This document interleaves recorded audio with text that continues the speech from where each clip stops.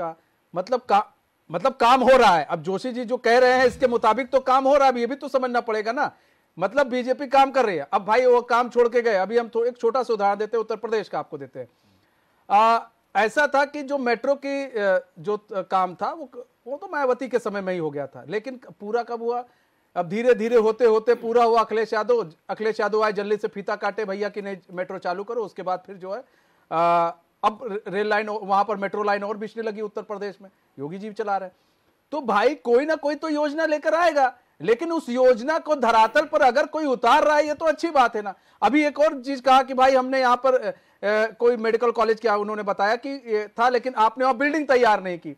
अभी वहां बिल्डिंग तैयार हो जाएगी तो कहेंगे जी हमारी योजना है। मतलब कि काम किया जा रहा है। इससे भी ये नहीं कहा जा सकता कि काम नहीं किया जा रहा है। योजना भले ही आपकी है, काम बीजेपी कर रही है ना।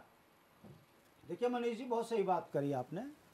देश सबका है, चाहे भाजपा हो, कांग्रेस हो, यूकेडी हो, अन्य हो। विकास एक सतत प्रक्रिया है। हाँ। सत्ताएं बदलती रहती हैं, विकास की योजनाएं बनती रहती हैं और होती रहती हैं। किसके कार्यकाल में कौन सा विकास हो रहा है, क्या हो रहा है, कौन श्रेय ले रहा है, किसके भाग्य में उसका लाभ लिखा है, ये अलग विषय है।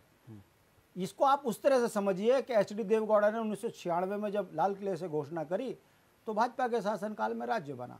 भाजपा कहती हमने बनाया, ये दीगर बात है। मैं इस विषय पर भी बात करूंगा। मैं सबसे पहले यहाँ पर पत्रकार बैठे झा जी को बधाई दूंगा कि बहुत अच्छा लगा मुझे कि इन्होंने पूरे उत्तराखंड के अंदर एक मैसेज दिया है कि बिहार के लोग, उत्तर प्रदेश के लोग यहाँ जो सेवा में आए हैं उत्तराखंड में, उनके साथ यदि छठ की छुट्टी सरकार नहीं दे रही है तो सरकार भेदभाव कर रही है। इन्होंने दूसरी बात कही कि सुरंग के अंदर जो फंसे हुए लोग हैं उनके परिवार में जो मातम बना हुआ है, मुख्यमंत्री बाहर ना घूमे, उनकी जान बचाने का प्रयास करें। इन्होंने उस पर भी जनता का ध्यान आकर्षित करने का किया।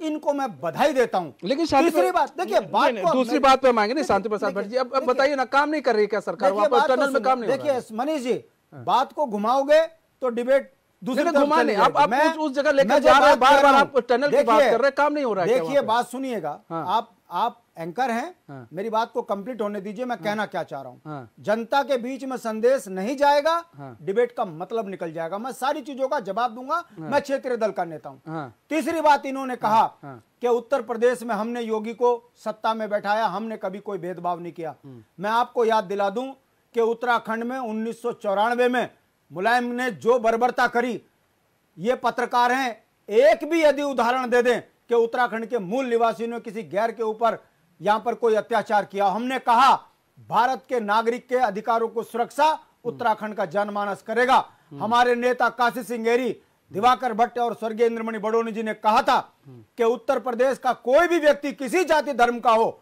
हमारे साथ सरकार ने बर्बरता करी है, हम किसी के साथ अत्याचार नहीं करेंगे।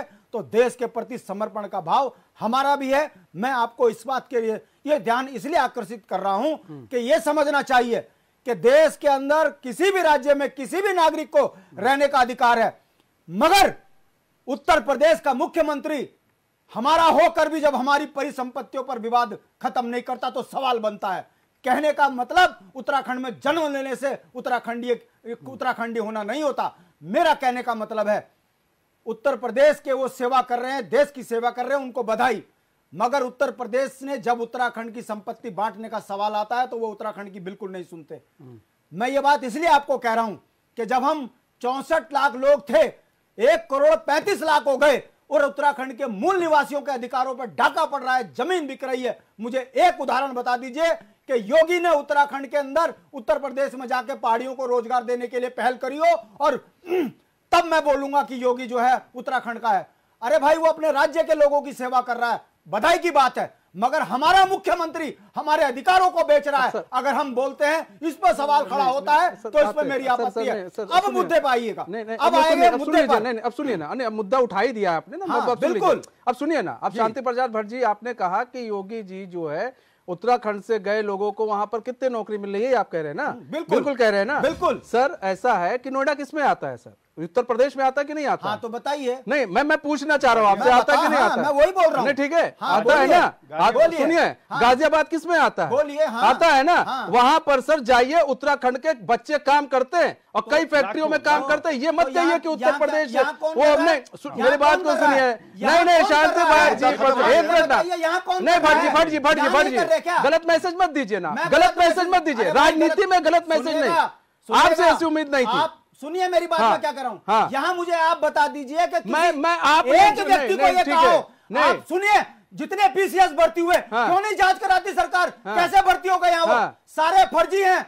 हरीश रावत की सरकार में जितने भर्ती हुए सबकी जांच होनी चाहिए। फर्जी यहाँ जितने यहाँ पर जेई लगे सिंचाई विभाग में, उनकी जांच हो। ओम प्रकाश के टाइम पे कौन भर्ती हुए? ये सारे फर्जी हैं, इनकी जांच होनी चाहिए। सवाल यहाँ ये नहीं है, मतलब उत्तराखंड को फर्जी लोग चला रहे हैं, ये कहना चाह रहे हैं आप? अरे भाई, इससे बड़ा उदाहरण क्या? रोज फर्जी निकल रहे हैं। उत्तराखंड को फर्जी लोग चला रहे हैं। आप ये बताइए, ये सारे बिजनौर में क्यों निकले हाकिम के साथी? क्यों निकले? मेरा कहने का मतलब है, सुनिए, बात कहने का मतलब है, जो यहाँ के मूल हैं उनके अधिकारों पे डाका पड़ेगा तो हमारा बोलना अधिकार है। अगर योगी ने उत्तराखंड में, उत्तर प्रदेश में वहां के लोगों के डाका डाला है तो योगी के ऊपर सवाल खड़ा होना चाहिए। मैं उसकी तारीफ इसलिए कर रहा हूं कि वो उत्तर प्रदेश में उत्तराखंड के लोगों का फेवर नहीं करते। सुनिए, ये बात को समझने की बात है सर। सुनिए ना, मैं इसलिए इनकी तारीफ कर रहा हूं कि उत्तराखंड में रहकर भी इनको अपने मूल का दर्द है। वो दर्द मैं कह रहा हूं कि यहाँ का लड़का आत्महत्या कर रहा है, उसके रोजगार पे बाहर वालों का डाका पड़ रहा है, और आप यहाँ पर 75% भाजपा चुनाव में वोट पे आएगी।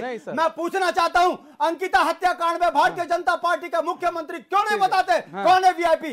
उत्तराखंड के अंदर इतना भ्रष्टाचार है, 40% कमीशन है, टनल में 40 आदमी फंसे हुए हैं। अभी तक उनकी अगर सुरक्षा के मानकों में अनदेखी हुई तो क्यों नहीं उस पर कार्रवाई हो रही है? सर कार्रवाई हमारा सर, मतलब कि शांति प्रसाद भट्ट जी सिर्फ चिल्लाने से सब कुछ होता है? मतलब आप जो है मेरी बात को समझिए। नहीं, मैं बात को समझे नहीं भट्ट जी, आप मानिए ना मानिए, आपकी इच्छा है, लेकिन यहाँ पर बहुत संवेदनशील बात आप कर रहे हैं। ठीक है, नहीं, आप बात को समझिए। आप जब टनल की बात करते हैं, बहुत संवेदनशील मामला है। ना, सुनिए ना, एक मिनट सुनिए ना, बताइए, संवेदनशील मामला है सर, उस पर आप ऐसे ना, आप पत्रकार हैं, बताइए कि किसी मूल निवासी ने किसी बाहर वाले को बात सुनिए, मेरे बात, रोज पहाड़ी पिट रहे, इस बात पर सुनिए ना, रोज पहाड़ियों के साथ अत्याचार हो रहा है। सुनिए ना, हम ना बोले, नहीं सुनिए ना, हम अपने अस्तित्व को पहाड़ी पिट गया, कौन पहाड़ी पिट गया? क्यों? कल का है, नहीं बताइए ना, किसने मार दिया? कौन है वो सारे बाहर के? ये कल जो डकैती पड़ी, मतलब डकैती पड़ी, कौन था वो डकैत? सुनिए, ऐसा है, हत्याएं हो रही है, कौन कर रहे हैं? इस बात को नहीं बोले हम? नहीं बोलिए, बिल्कुल बोलना चाहिए, बिल्कुल बोलना चाहिए, 64 लेकिन जब संवेदनशील मामले पर आप बात करते हैं तो उतनी संवेदनशीलता दिखाना चाहिए ना। देखिए मनीष जी, बात सुन लीजिएगा, समझे ना, आप भले ही 75% भाजपा को वोट की बात करें, हमारे मुद्दे ये हैं कि बंगालियों को आरक्षण देंगे। हमारे मुद्दे ये हैं तो इतने हैं, सुनिए ना, मुद्दे इतने हैं, लेकिन यूपीडी दिख नहीं रही ना। ठीक है, हमारे मुद्दे हैं। जवाब दीजिए, ठीक है, जवाब ले लेते हैं। सुनिए ना, इससे काम नहीं चलेगा। आप ये बताइए, 5 साल ठीक है सर, परिसंपत्ति, ठीक है, आते आ रहे भट्ट जी आ रहे, ठीक है, प्रसाद जवाब। मनीष जी, ऐसी बात नहीं है, आप बताइए। ठीक है सर, हो गया ना, अब आते हैं आपके पास, आ रहे हैं, क्या किया? ठीक है सर, एक मिनट, हमारा मूल निवास ठीक है सर, ठीक है, अभी आते हैं सब, जवाब भी तो लीजिए, प्रसाद लीजिए। कुछ नहीं है, अगर ये आपका लोकसभा का भाषण है तो ये आपके लोकसभा क्षेत्र में होना चाहिए। हो गया ना सर, लटकाना भटकाना नहीं, मैं ये बता रहा हूँ, ठीक है ना, हो गया ना, ठीक है, हो गया भट्ट जी, अगर ये आपके ठीक है भट्ट जी, हो गया, सुन लीजिए। अपने लोकसभा के लिए भाषण तैयार किया तो मंच, ठीक है, सर जवाब दीजिए। लोकसभा क्षेत्र मतलब में ये लोकसभा का भाषण है जो आप बात कर रहे हैं। दर्द बोलूं, एक मिनट सर, आपने सवाल उठाया, जवाब भी तो लीजिए। ये सवाल उठाया, जवाब भी बिल्कुल नहीं है, एक मिनट, ये बिल्कुल नहीं है भट्ट जी, मत कीजिए सर। अगर मैं जोर से बोलूंगा, मैं भी आपसे ज्यादा जोर से बोल सकता हूं। मेरे कहने का मतलब यह है कि आपकी यही संकीर्ण मानसिकता, आपकी यही संकीर्ण मानसिकता शांति प्रसाद भट्ट जी ने इस दल का बेहाल कर दिया। आपकी संकीर्ण मानसिकता, संकीर्ण सोच, ये बंटवारे की राज्य का दर्द बताओ तो संकीर्ण मानसिकता नहीं, ये दर्द नहीं है, आपकी गुलामी हो सकती है। उत्तराखंड का दर्द नहीं है, उत्तराखंड की लड़के लिया है, बिल्कुल लुटने नहीं संपत्ति के बारे में बोल रहे हैं, सुनिए ना सर, हम भी इसमें शामिल हैं, सुनिए ना, हम भी इसमें शामिल है। मेरे कहने का भाई मतलब मैं कह रहा हम हूं भी शामिल है राज्य इसमें। का आप क्रांतिकारी आप ही नहीं है, ठीक है, मैं पेंशन नहीं ले रहा हूँ, लेकिन क्रांति में मैंने भी हिस्सा लिया, मैंने भी हिस्सा लिया क्रांति में, उत्तराखंड की क्रांति में भर दी। मैं पेंशन नहीं ले रहा उस बात की, लेकिन मेरे पास सबूत दिखा देता हूँ। मुझे पता है, मैंने माननीय इंद्रमणि पटोले जी के साथ उत्तराखंड यात्रा में चला हूँ, मुझे आपसे ज्यादा पता है उस बात का। मेरे को मत बताइए इस बात में, लेकिन मैं ये बता रहा हूँ कि आपकी संकीर्ण मानसिकता से उत्तराखंड का भला नहीं हो रहा है। ठीक है, हो गया, हो गया, हो गया, हो गया, ठीक है, जवाब सर, सवाल जो उठाए जवाब भी तो लीजिए ना सर, उसको शांतिपूर्वक सुनना पड़ेगा ना सर। अब सर बोल रहे वो सुनिए ना आप, सर सुनिए ना, अब वो आप तय ना कीजिए ना सर, वो अब सब चीज आप ही तय कर लेंगे क्या? बोलिए। बर्बादी का एक कारण आपकी संकीर्ण मानसिकता भी है। अच्छा, ये बर्बादी है, सुनिए ना सर, देखिए बिल्कुल हो रहा है। आप अगर आप उत्तराखंड को सही दिशा देते, सुनिए, अगर आप उत्तराखंड को सही दिशा देते, सर सुनिए, मैं कह रहा हूँ आपको, मैं क्रांतिकारी तब मानता हूँ, उत्तराखंड क्रांतिकारी को तब मानता जब पहले बंटवारे में दिक्कत हो रही थी। आप कहाँ थे? एक मिनट फिर चाह लीजिए, जब गलत अमेंडमेंट हो रहा था, एक मिनट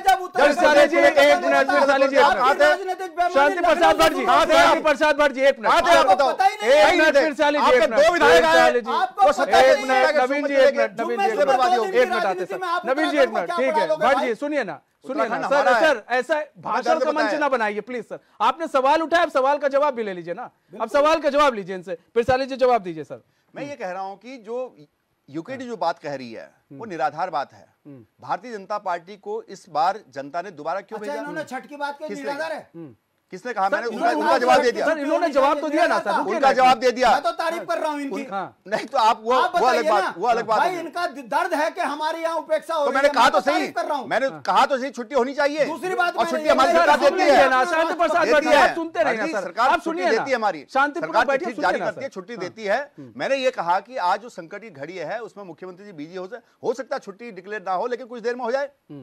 आप थोड़ा धैर्य तो रखें। तो ये लटकाना क्यों लटकाना? मैंने कहा ना, संकट की जो घड़ी उत्तरकाशी में है, और बातों नहीं लटकाते थे। क्यों? नहीं ऐसा नहीं होता। इसको ये कोई आप शांति प्रसाद भट्ट जी यहाँ से कोई थोड़ा हो रहा है, आपको सरकार तो आपको वो थोड़ा पूरी बात तो सुनिए ना सर, पूरी बात सरकार जनता के लिए है। आपकी बात आराम से सुना उन्होंने, धामी ने दी छुट्टी, ठीक है सर, धामी जी दे रहे क्या? ठीक है सर, हो गया ना, हो गया ना। अभी आप सरकारी से तो छुट्टी मार रहे हो सर, आप क्या बात करते हैं सर? एक मिनट रुकिए, एक मिनट रुकिए, ठीक है आप बोलिए सर, पहले बोलिए। मैं ये बता रहा हूँ कि बातें निराधार है।